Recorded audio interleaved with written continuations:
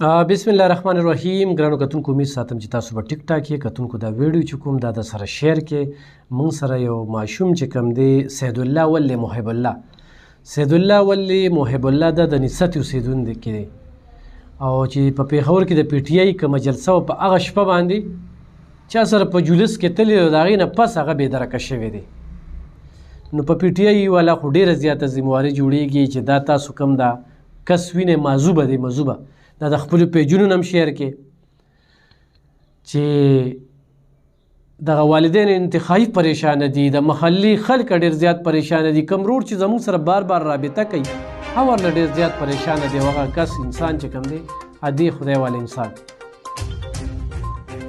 نو دغه سید الله ولی محب الله سکنه نصت 400 په 14 اپریل باندې د نصت شیخ آباد نه د پی ټی آی جلسې له تللی دي او د هغه ځای نه پس چې کوم دی نو هغه لاپته شوي دي. دغه موبایل نمبر دی 0313 028 0004 او 0313 26 25 326.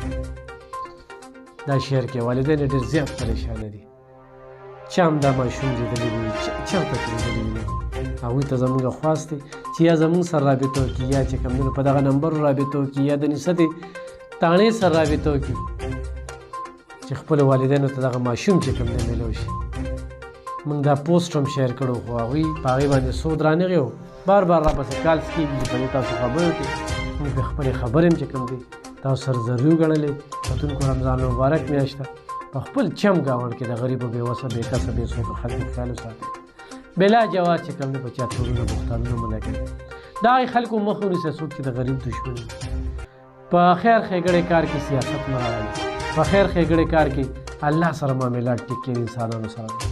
انسان دی یا خوب وي یا ښه نه هېڅ هم ترې نه جوړېږي.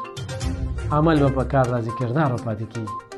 هغې خلکو ته هم خاص کوم چې شتمن دي خو هغه په عمل دننه دي خو د عمل نه بهر دي. بدګمانه کېږي مو خدای درکړې ده، الله په لار کې ولګوئ، الله سره تجارت وکړي، د غریبانو خیال وساتئ.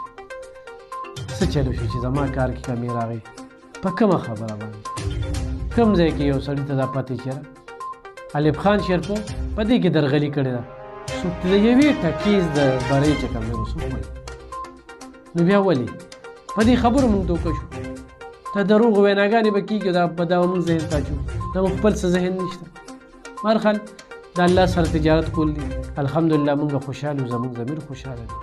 الله پاک رانه دا کار اخلي. دا ویډیو شیر کړه دا صرف د دې موضوع دپاره دی، خبرې صحیح نشي کولی. دا شیر کړئ.